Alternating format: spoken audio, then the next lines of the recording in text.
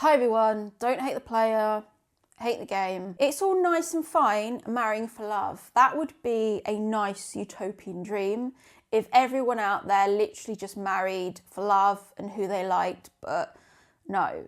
Times are tough, times are hard, and women need to find rich men. And I'm fed up of women being shamed for wanting rich men. On this one, I just don't care. I'm just going to leave the comments up because people just don't get it anyway. We need to talk about how to find rich men because, girls, I don't want you to end up with men that don't treat you right, that don't treat you properly, and don't have enough money to support you. So I thought I would pass on my nuggets of wisdom on how to meet rich men going forward. Because we'd all like to be a trad wife, we'd all like to stay at home, but all the men out there wanting a trad wife, you don't earn enough for me to be a trad wife. And that's the reality. It's all these keyboard warriors saying that they want all these submissive women to stay at home and cook for them. You don't earn enough money for me to do that. At the moment, I'm working 60 hours a week just to break even. So I'm not going to go and marry someone that doesn't take the load off of that. There's no point in me marrying someone where I have to still continue doing 60 hours a week. What would be the point? I want to marry someone where I don't have to do 60 hours a week. That's the whole point of getting married. You marry someone that has money so you don't have to work as hard. Girls, I've got you covered because I don't want you to be marrying dusties. I want you to be marrying rich men. These are like the 5 tips, I think, on how to marry rich men. The first one is you need to create a personal brand. This is something everyone should be doing in 2025. Whether you're male or female, it's creating a personal brand. Unless you are in a job where you know you're secure. Secure jobs are jobs that we're always going to need. We're always going to need doctors, we're always going to need nurses, teachers, firefighters, etc. If you're in a job like that, you're probably going to be okay. But if you're in a job that is office-based, that is done on a computer, you're doing some type of work where you're typing information into a computer, you need to get the hell out of there because in 10 years you won't have a job. You need to create a personal brand where you're creating some kind of value for other people. That's the only way the economy works, is you provide value and a service for other people and then you can monetize it. And we need to not get it twisted on what a personal brand is. I've seen so many people with an OnlyFans account declaring that they have a personal brand. You don't have a personal brand. You are still the employee of OnlyFans. You do not have a business. Unless you can use YouTube as a funnel to direct people off your channel and have your own physical products that you can sell, i.e. books, seminars, courses, coaching, you do not have a business. Anyone on YouTube saying they have a brand is lying unless they have a business off of YouTube. So that's what you need to concentrate on doing. You get the audience on YouTube, and then you pivot and you create your own brand. That's how you do it. So that's what you do. You create something of value that you can eventually make money from. And you definitely need to be careful what you're doing with your brand. Like I say, if you're relying too much on your sexuality, that isn't really something you can monetize unless you go down the OnlyFans route. So that's why I think when you create your personal brand, you need to be really careful what you're doing. You need to think of the long-term strategy down the road. You can't think about just the short-term goals. If you're going to get on YouTube, you can't just be thinking about reacting to other people's channels, etc., just commentary stuff. You need to be doing some kind of advice, some kind of cooking or baking, anything where you can monetize it later down the line. Otherwise, you're just going to be stuck in the Google employee kind of being reliant on YouTube, being reliant on Google to pay you money. You need to just be smart about it and think about the long-term strategy of what you're going to do. You need to create a personal brand so men can see you basically and you're more visible. The next one is a bit like follow my advice and not what I do. Because the second point of finding a rich man is you need a great Instagram. My Instagram is not the best one to look at because I actually archived all my posts a few weeks ago around Christmas because I just thought, I don't want that to be my brand. That's like an old version of me. So I just archived everything. But you need to have a great Instagram. And when I say a great Instagram, I don't mean the bikini shots. I don't mean the ones in a thong with your ass hanging out.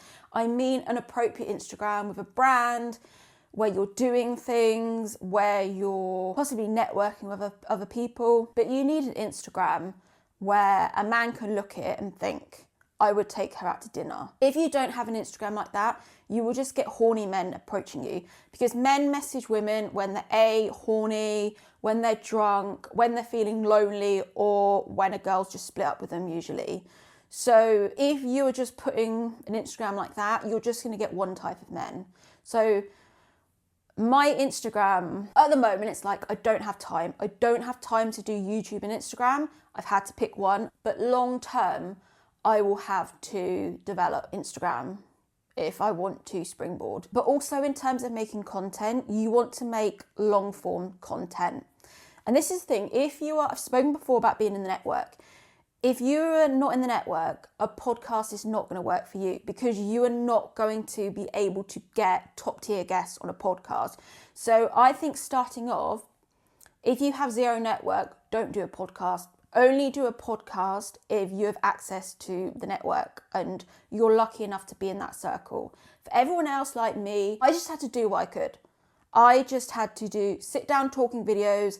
That's all the time I had was just do sit down talking videos, basic edit, because I was working all week.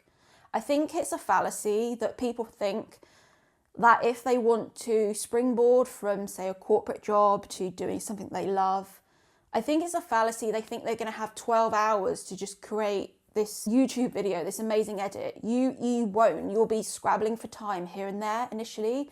So just do something simple, sitting on camera, voicing your opinion. And if you have a personality, you'll do okay, basically. That is the one good thing about YouTube, is that YouTube is personality driven and it's intelligence driven. If you are not smart, if you do not have a personality, you won't make it. If looks are your USP, I would personally go on Instagram, because you don't have to be smart on Instagram. You don't have to be quick-witted. You don't really have to think on your feet. You can just take your time and make posts, etc.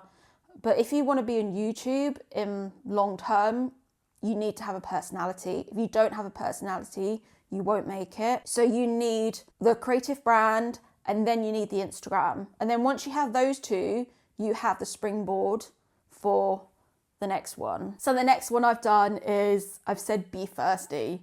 So you have to be real.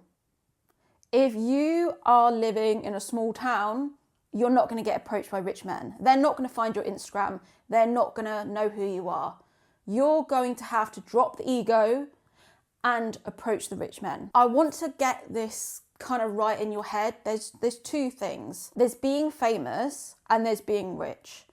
I have zero desire to be famous. It just sounds horrendous. I mean, imagine being on a beach and somebody just zooming in on your cellulite, zooming in on your butt crack when you're at the beach. It just absolutely sounds horrendous being famous. I do have no desire to be famous. I want to be rich.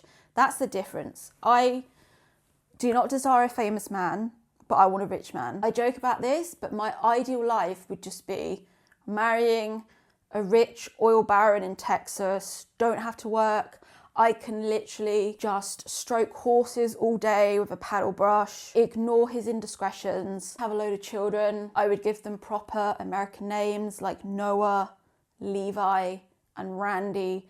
And I just wouldn't have to work. I wouldn't have to work as hard as I am now. I have no desire to be famous, but I want to be rich. I'm lucky enough to be comfortable in the fact that I can go to a supermarket and I don't have to look at the prices on the shelf. I'm lucky in that respect, but even now it's getting worse. My food bill's probably gone up. I'd say it's gone up like £30 just in the last 6 months. It is getting ridiculous in the UK how much food inflation is costing. And if you want to eat healthy, it's literally even worse. If you just want to eat fruit and vegetables and meat, it's so expensive. I mean, I don't know how families on a tight budget can afford to feed their children. If I'm paying about £100 a week just on food and there's one of me, that is fucking insane. So you're going to have to approach the rich men because they're not going to see your Instagram with 50 people. They're not going to see photos of you posting cats. you are going to have to drop the ego and approach men. And it's not always going to work. You're going to have to be persistent. If you truly want a rich man, you're going to have to be You're going to have to be really persistent. You're going to have to be tenacious and not care about rejection.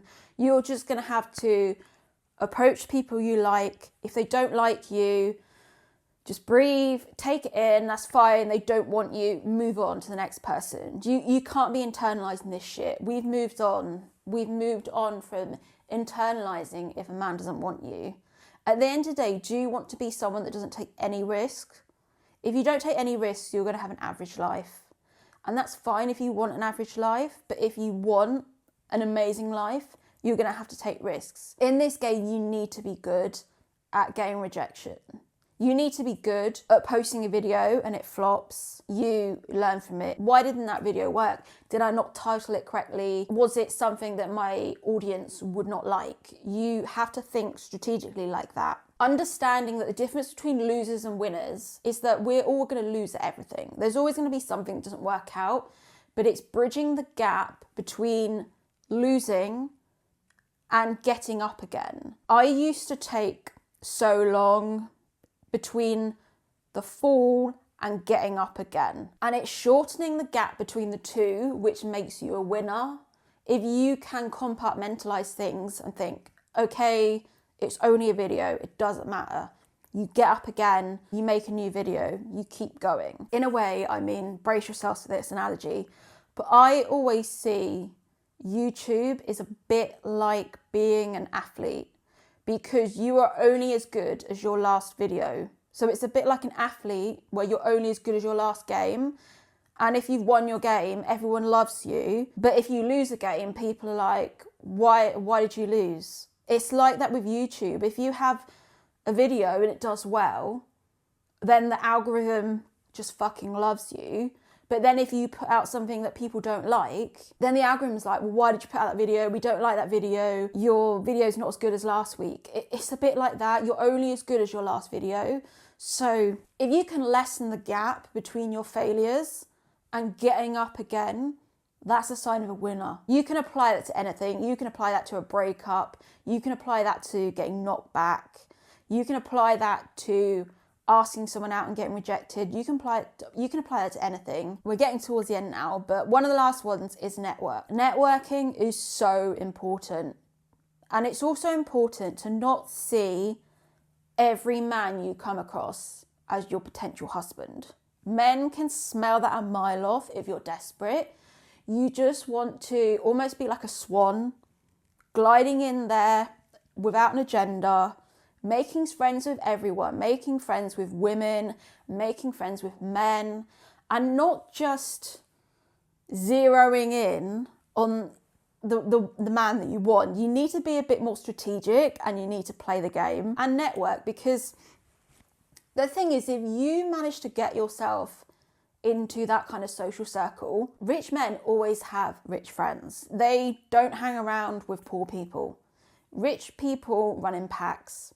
That's how it works. So if you make friends with someone, they may introduce you to new people, they may introduce you to females that you like, and that's kind of how the way you play it. And I'm learning now that I need to be more strategic, and I like the term social intelligence. And when I looked at my channel, I thought, yeah, my channel I talk about sometimes about dating, but really my channel is social intelligence. It's how to play the game. It's understanding how people work. It's understanding how to work to win. And if you can network and get that rung on the ladder, it's getting that first rung on the ladder. That's what you need to do. And like I say, rich people, they all hang together. You're going to get some rich men and they've had that childhood friend that they've had for years. And there's that bond of them when they were younger, so that's why they're still together. But most rich people hang around with other rich people because it's not so awkward. If you're taking someone out to dinner and you've got a load of money and you've got a poor brokey friend, money can split people up that way, not just relationships. It can split friendships up if there's a difference between how much one friend has and how much another friend has. And I've had this in the past where some of my friends have earned more than me, and it's been a bit awkward, and they've had to almost bankroll the friendship a bit. So that's why I just don't want to be in that situation. I want to be in that situation where I have my own business and I can afford to go out for dinner with someone. I can reach out to someone and I have money to go out to dinner. I don't want to be in that lack mindset, that broken mindset, and I don't want to have to be worrying about footing the bill. So networking is really important in that respect. And the last tip on how to meet rich men is to move. If you are not in an area where you can meet rich men, it's on you to move. Do not get trapped living in the fairy tale that you think some rich man is going to save you because you are hot. You could be the most beautiful woman in the world. You could be 10 out of 10 looks. You could have AI looks. You could have the best body in the world. But if you are stuck in the wrong pond, you will not meet rich men. Bitch, you need to move. You need to, under your own steam, you need to move where the rich men are. You have to be realistic. You're probably not Helen of Troy. He's not going to be flying across the ocean to see you. He will in very rare cases. But you need to be realistic and think that's going to be 1% of women.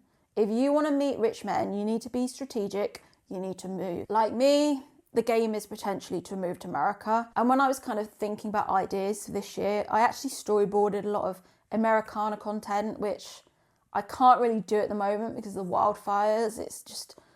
It would just be really poor taste. But you have to move if you want to meet a rich man. You have to see that your life isn't a fairy tale. You're not just going to be plucked from obscurity. You're probably not going to be put on a private jet and flown around the world. The women that do that is a very short window of opportunity, and they max that out for as long as they possibly can because they know that's a short window. They do that, they get to travel around the world, they get to have experiences, and then that period of their life is over. It's only going to happen to a small percentage of women. So that's why I decided to make content for women where that isn't an option. I decided purposely to make content for women to be more strategic, for women that don't have that option of being flown out to Dubai. Okay? There's women that make content for people like that. That's great. But the majority of people watching YouTube will not have that option. So you're going to have to be more strategic. And if you want a rich man, you're going to have to move where the rich men are. And you're going to have to hang out where the rich men are. If I lived in America and I really wanted to meet a rich man, obviously now I'm kind of in a phase where I'm just like, whatever. But if I wanted to meet a rich man, I would literally hang out at tech conferences, AI conferences, anything like that. Anything technology based, I would hang out at places like that because that's where you're going to meet men. You're not going to meet men at yoga. I mean, I would love to go to a crystal convention. They probably do them. I imagine they probably do them in somewhere, I don't know, like Sedona, I don't know. But I would love to go to one of them, but I know there's no point. I'm not going to meet any men at a crystal convention. Maybe gay men, but I'm not going to meet any straight men at a crystal convention. What I would do is I would save up. I would go to tech conferences. I would go to AI conferences. Anywhere where there is a high proportion of men and places where women are not going to be and they're not going to be interested. I have zero fucking interest in AI at all, but I would go to those places to meet rich men because that's where the money's going to be. The men with the most money usually don't dress in a certain way that you would think. They tend to just dress in a, especially like the tech entrepreneurs, they tend to dress in like a casual, laid back way. You wouldn't think, oh, this man has loads of money. It's usually the people that wear their lifestyle that usually, A, they haven't made their money, it's just daddy's money, or B, they're just insecure. So they're wearing their wealth on themselves externally to get women. A lot of men, they buy women's attention because their self-esteem isn't very good. So they buy female attention that way. So That's literally what I would do. Even like medical conferences, you're going to find men there. If you want to meet men, be strategic and go to those conferences and at least pretend you're interested in the subject. You're not going to meet men. Yoga. What else do women do? Zumba, I don't know. What's the cycling one? Oh, it's gone out of my head now. What's it called? It's going to kick me. Spinning, that's it, spinning. The one where everyone spins. You're not going to meet a man at spinning. I heard this a while ago, but if you want to meet rich men, head to a steakhouse. Because a lot of men do that whole red meat diet, don't they? Red meat, no vegetables. I don't know, whatever. Each to their own. Rich men tend to hang out at the steakhouse. That's what I've heard. I don't know if it's true. There are no steakhouses where I live. See you soon. Happy hunting for rich men.